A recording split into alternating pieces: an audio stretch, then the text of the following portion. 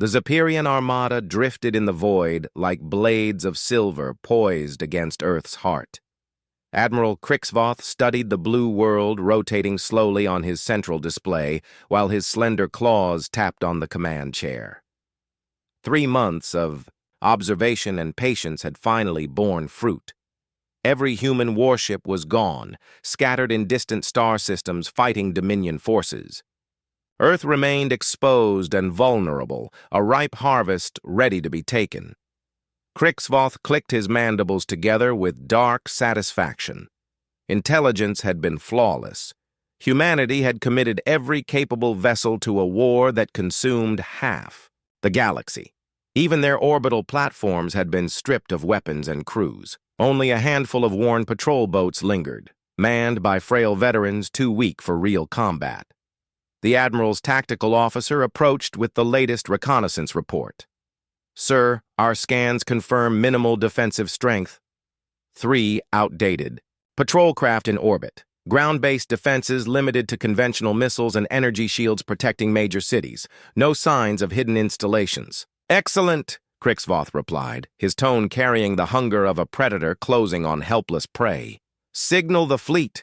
We strike at dawn, Earth time. This world will fall within hours and humanity's war effort will shatter without their home world to sustain it." Far below the surface, Dr. Lisa Morgan worked alone in her lab, hidden beneath the Colorado mountains. The facility sprawled through caverns and carved tunnels, filled with technology that officially did not exist. For 10 years, she had devoted her life to the Defense Research Initiative, a project most believed was only theory. Lisa adjusted her glasses and inspected the quantum transmitter arrays. Again, the machines hummed in their vast chambers, linked to other sites buried across the planet. When she proposed it, generals called it impossible. When she proved it, they called it unnecessary. Now, with humanity's fleet scattered through 17 war zones, her work might be the only shield between Earth and annihilation. The labs were nearly empty. Most of her colleagues had been reassigned to frontline programs, designing weapons and armor for soldiers far from home. Only 6 remained, too old or too specialized to be useful elsewhere. They maintained the machines and ran tests, never truly expecting their invention to serve its true purpose. Lisa walked the main corridor, her steps echoing across stone walls. She passed chambers of computers capable of processing beyond anything the public imagined. She glanced into vaults where weapons rested that could pierce battleship armor. Most remarkable of all were the quantum communication arrays, able to send signals instantly anywhere, binding Earth's secret defenses in ways no enemy could detect. The official cover claimed research in theoretical physics and energy studies. The truth was that Lisa Morgan and her team had spent a decade shaping Earth to appear weak, while hiding power greater than any world in known space. High above in orbit, Captain Jake Sullivan steered his patrol craft on another weary sweep around Earth's outer defense perimeter. The patrol craft was 40 years old, held together more by spare parts and stubborn luck than design. His crew of 12 volunteers included retired veterans too old for frontline duty and civilians with medical issues that kept them from war zones. Jake's vessel was one of only 3 ships left to guard the planet. The others were in even worse shape. Their weapons were obsolete, their shields fragile, and their sensors barely reached past lunar orbit. To an outsider, they looked like the pitiful remains of Earth's once proud defense fleet. But Jake Sullivan carried knowledge the enemy lacked. Hidden inside his ship's comm array sat a quantum transmitter identical to Dr. Morgan's machines. If battle came, his ship would do more than warn. It would ignite Earth's true defenses.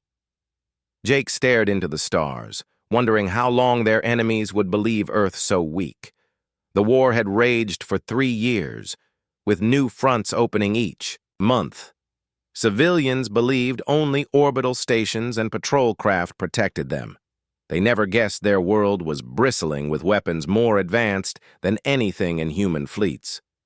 In Kansas, retired Marine Colonel Amy Patterson tended her. Wheat fields under the afternoon sun, At 62, she was too old for active service, yet her resolve was iron. Her farm looked ordinary, another plot supplying food to markets. No visitor would suspect her basement concealed communications gear able to coordinate continental defenses. Amy had been recruited into the initiative 15 years earlier, after her first retirement. Military leaders wanted combat veterans who could think independently and act under fire. They also needed civilians who could blend into normal lives while secretly safeguarding Earth's defenses. Her basement hub linked to dozens of hidden stations across North America. Retired soldiers, ex-agents, and trusted civilians quietly kept the system alive. They lived as farmers, clerks, and tradesmen, yet stood ready to become Earth's last shield in a single instant. Amy tested her gear every morning and night.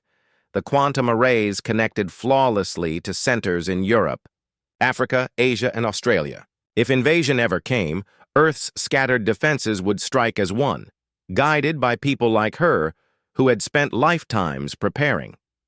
The Zephyrian fleet finished its final checks as the sun set across the Pacific. Admiral Crixvoth reviewed plans once more, certain the strike would be swift. 47 warships against 3 rusting patrol boats and weak ground weapons. Victory seemed inevitable. He never realized Earth's defenders had waited decades for this moment, ready to prove preparation was not weakness. At dawn, the attack began. Crixvoth watched from his bridge as 47 warships dropped from hyperspace in flawless formation. Silver hulls gleamed in the black as they encircled Earth. Each vessel was a masterpiece of alien warcraft, with weapons that could scorch continents and shields unbroken in battle. He activated his comms and broadcast on every human frequency. His words were translated into dozens of languages and poured into radios, televisions, and networks worldwide. People of Earth, you are surrounded. Your fleets are scattered and cannot aid you. Surrender within 6 of your hours or face orbital destruction of your cities. This is your only warning. The Admiral expected fear, collapse, surrender. Instead, something else came. Captain Jake Sullivan was completing his patrol when enemy signatures filled his failing sensors. His ancient craft barely registered the massive ships as they moved into formation. He knew he could not challenge even one vessel, let alone 47. But fighting wasn't his mission. His task was the signal. Jake's hands moved across controls, activating the quantum transmitter hidden deep in the ship. The device linked instantly to Earth's buried network, sending a coded burst faster than light, immune to jamming. The signal was brief, yet its meaning was clear to all who received it. Earth Defense Protocol 7. All units implement at once. The first Zephyrian blast hit Jake's vessel 3 seconds later. His ship vanished in a flare of white fire, taking him and 12 brave volunteers. But their sacrifice had fulfilled its purpose. Earth's hidden defenses were alive. Amy Patterson was sipping coffee in her farmhouse when the code reached her command center. For 15 years she had drilled and tested, never sure the day would arrive. Now it had, and training ruled her every move. She rushed to the basement, activating systems hidden for decades. Her hands flew across keyboards linking networks beneath farms, concealed in mines, disguised as towers. Within minutes, she was in contact with counterparts across 43 nations. The Global Defense Network, long dismissed as a myth, now burned fully active. Every retired officer received her codes. Every hidden station powered weapons that had waited in silence. Every humble facility revealed its true purpose as part of Earth's last defense. Amy's voice rang out across secure channels as she directed the counter-strike. Phoenix Base, this is Homestead Command. Initiate Protocol 7 now. All defensive positions are weapons-free. Repeat, weapons-free. Engage hostile targets. Confirmations poured in from across the globe. Australia's outback stations lit up. Canada's wilderness strongholds powered online. Siberian control centers tracked enemy vectors.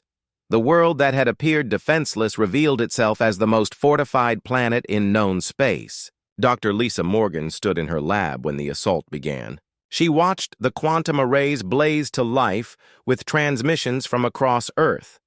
For a decade, she had tested these systems, but never witnessed them operating in full-scale war. The sight was terrifying and magnificent. Her underground complex transformed into the command hub of Earth's defense. Quantum relays linking 6 continents enabled instantaneous coordination between weapons separated by thousands of miles. Power surged as dormant sites activated. Shield grids flared around megacities. Submerged platforms hidden under oceans began rising to firing depth. Lisa engaged her systems and forwarded status reports worldwide. Her lab's most secret design was ready for its first trial by fire. The planetary defense grid she had built, over 10 years, was about to prove whether Earth could withstand a superior foe. The Zephyrian fleet detected the sudden surge of signals crisscrossing the planet, but their decryption cores failed to decode the traffic. The transmissions used archaic human military ciphers that appeared random. Admiral Krixvoth dismissed them as panic chatter from a terrified population. He had seen such noise during countless conquests. Lesser species always choked the airwaves before annihilation. The Admiral ordered the opening strikes. 6 warships took positions above Earth's largest cities and began charging main batteries.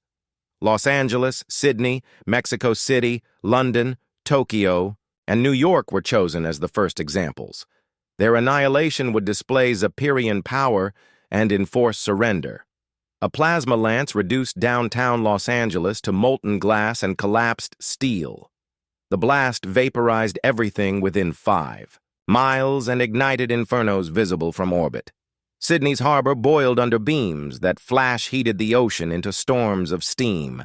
Mexico City was erased in a blinding flare visible from space. Yet even as cities perished, Earth's hidden claws extended. In Nevada, disguised rock faces shifted aside, revealing vast batteries buried deep underground. The weapons rose skyward, their targeting arrays locking onto Zephyrian warships. Similar awakenings flared worldwide, in places the enemy never scanned closely. The world that seemed powerless was baring its fangs, and Admiral Krixvoth was about to discover how deceptive humanity could be. The first true sign came from Nevada. Krixvoth was still savoring the destruction of Los Angeles when his sensors screamed with readings from wastelands marked as barren. At first, the data seemed impossible. No species could conceal such power in terrain without detection. Then camouflaged rock gave way, and batteries the size of towers emerged from hidden vaults. Their locks tracked his ships with accuracy beyond anything in Confederation archives. These were not crude human arms. They were weapons more advanced than his own fleet. And the desert was only the beginning. Across Earth, hidden installations revealed themselves. The Australian outback erupted with strongholds disguised as mining sites. The Canadian wilds exposed platforms cloaked as research stations. The Siberian tundra split open to show missile silos that could have annihilated entire star systems.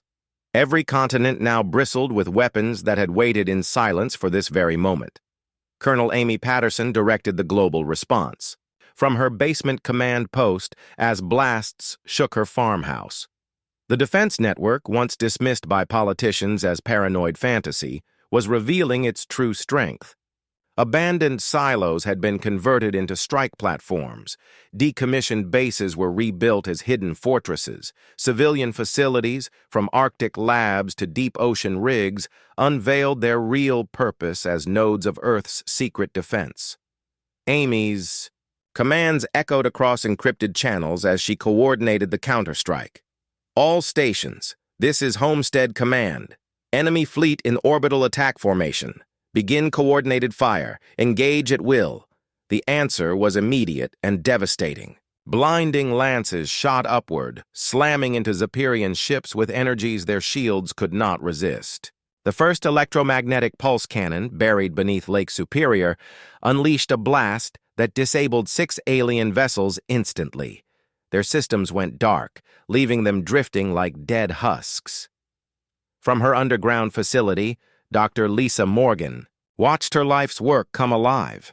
The quantum network was flawless, linking scattered defenses with perfect synchronization. Orbital batteries disguised for decades as satellites fired with split-second timing. Lisa's hands moved swiftly, balancing power loads and targeting data across continents. For the first time, the planetary defense grid ran at full power, and the results exceeded her boldest calculations. Energy reports proved the hidden weapons were performing exactly as intended. The world was striking back with the fury of a planet that had prepared in silence for 30 years. Admiral Crixvoth stared in disbelief at his tactical display.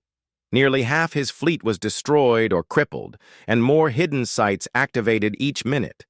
His intelligence had been catastrophically wrong. Earth had not been stripped bare. It had been turned into the most fortified stronghold in the galaxy. His tactical officer brought casualty reports, each one worse than the last. "Sir, 23 ships lost. 6 more critical. Enemy weapons unknown.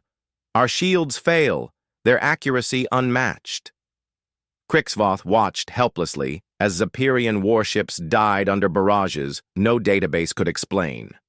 Particle beams disguised as radio, telescopes shredded hulls like paper. Gravitational weapons bent space, crushing ships flat like empty cans. Every weapon revealed was beyond his civilization's science. Worse, sensors showed dozens more sites still powering online. Mountains split open, revealing concealed silos. Oceanic platforms rose from abyssal depths no scanner had probed. The world he thought defenseless now displayed armaments beyond imagination. Colonel Patterson's system showed more stations joining than she could track. The defense network included not only hidden bases, but civilian sites designed with concealed arsenals. Power plants redirected output into colossal beam weapons. Transit tunnels opened to reveal missile launchers. Even apartment rooftops deployed railguns against orbiting ships. The veteran Marine felt grim satisfaction as Earth's true strength emerged. Every leader who had called the project wasteful was watching it save humanity.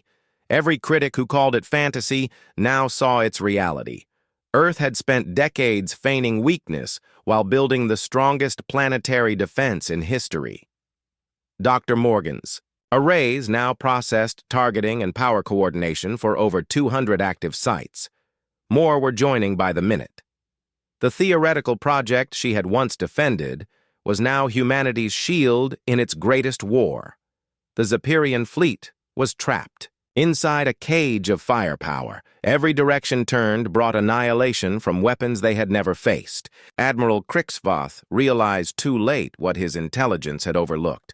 Humans did not just build armies to defend their worlds. They turned their worlds into the armies.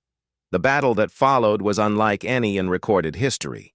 Earth itself seemed alive, its defenses reshaping reality. Crixvoth watched his last warships buckle against physics turned hostile. Gravity weapons were the worst. Hidden sites in mountain ranges bent space into crushing fields, collapsing ships into dense orbs of wreckage. The science was impossible by every Confederation standard, but impossibility did not save his ships. Vessels imploded, twisted into balls of smoldering metal. Colonel Amy Patterson's voice rang across secure channels as she guided Earth's counterattack. Her farmhouse basement had become the brain of the most complex operation in human history. Retired farmers and clerks became commanders, directing orbital fire with precision no regular force could match. The network's efficiency shocked even its builders. Amy's tactical screens filled with fresh sites, revealing themselves faster than the enemy could target them. Every time the Zepyrians thought the defenses mapped, new weapons struck from impossible places. Submerged fortresses rose from trenches the enemy never searched. Arctic outposts broke free of ancient ice. Desert bunkers, disguised as stone, unleashed blasts that gutted ships. Coordination was flawless. Dr. Morgan's arrays allowed sights, continents apart, to strike with nanosecond timing. When particle cannons fired from Australia, gravitational distortions in Canada warped the battlefield, so guided the energy blasts toward their marks with flawless accuracy. When missile silos hidden underground fired, orbital stations disguised as harmless communication relays transmitted targeting solutions that ensured no shot was wasted. Dr.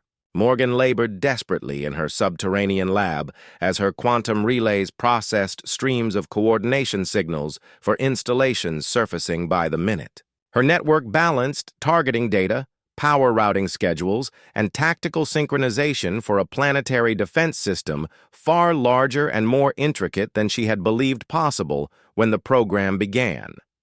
The abstract theories that lawmakers had once dismissed as futile expense were now protecting their civilization from annihilation. The most remarkable weapons of all were the ones forged from captured alien technology. 3 decades of covert research into enemy craft allowed human engineers to design defensive measures surpassing anything in the Galactic Confederation's inventory. Energy arrays reverse-engineered from seized devices tore through Giron's shielding as though it were vapor. Shield fields based on alien models encased Earth's cities in barriers capable of enduring planetary bombardment unscathed. Admiral Krixvoth now faced command of a fleet shredded by weapons his species had never conceived. His 47 warships were reduced to a dozen serviceable hulls, with more crippled by the minute. Humanity was not merely surviving, they were proving mastery that made his vaunted fleet seem like primitive relics. His science officer rushed forward with scans that defied conventional physics. Admiral, the humans employ gravity distortion, quantum field arrays, and particle lances centuries beyond our designs. Their emplacements draw from power sources beyond recognition. Some weapons register as impossible to our analysis. Krixvoth gazed at tactical projections where his fleet disintegrated under the fury of a world deemed defenseless. Every intelligence briefing had lied. Every assumption of human inferiority was demolished. Earth was not merely shielded by hidden arms. It wielded technology more advanced than his empire had created in millennia of conquest. Worse, the humans were holding back. Sensors detected more facilities igniting across the planet. Subterranean complexes spanning hundreds of miles swung open massive blast gates long concealed. Ocean fortresses surfaced from depths unreachable by Zephyrian probes. Mountain strongholds unveiled colossal weapon arrays capable of erasing stellar systems. Colonel Patterson orchestrated Earth's counterstrike from the basement of her farmhouse. The global defense grid was now at full capacity, over 300 synchronized sites functioning as a unified planetary arsenal. Veteran officers brought from retirement were showing that preparation and resolve could outweigh enemy strength and advancement. Amy's comm consoles flooded with status feeds from networks stretching across every sea and continent. Energy from metropolitan power plants was channeled into massive directed weapons. Transit lines built for civilian travel revealed themselves as hidden missile silos. Even residential blocks masked defenses disguised as simple homes for generations. The world assumed harmless was unveiling what happens when a society prepares for total war behind masks of peace. Earth had spent 30 years constructing the galaxy's most advanced fortress while pretending to be weak and defenseless. That ruse had worked flawlessly, and now the Zephyrians were bleeding for trusting their arrogance, intelligence briefings. Dr. Morgan's quantum relays were processing targeting data for systems revealing capabilities far beyond the original design plans. The defense web was functioning with efficiency that surpassed even her most optimistic simulations. Earth was not simply resisting invasion. It was proving that humanity had forged their entire world into a weapon capable of countering any threat the stars could send. When the surviving Zephyrian vessels tried to escape via hyperspace, They discovered Earth's defenders had accounted for this eventuality as well. Concealed gravity engines, long disguised as scientific arrays, generated immense space-time distortions, encircling the planet, locking faster-than-light travel inside a sphere stretching beyond lunar orbit. The fleet was imprisoned in a cage of warped space, with no route to escape and no method to call reinforcements. Admiral Krixvoth glared at his navigational charts in shock. His ships could not breach hyperspace, could not relay signals to Zepyrian High Command, and could not even retreat past Earth's defensive perimeter. The humans had not only planned to repel invasion, they had prepared to annihilate or seize any enemy force reckless enough to assault their world. The Admiral's remaining dozen ships were hemmed in by defenses still emerging from improbable concealment. Weapon towers surged from ocean depths around each continent. Artillery unfolded from polar ice sheets thought impossible for construction.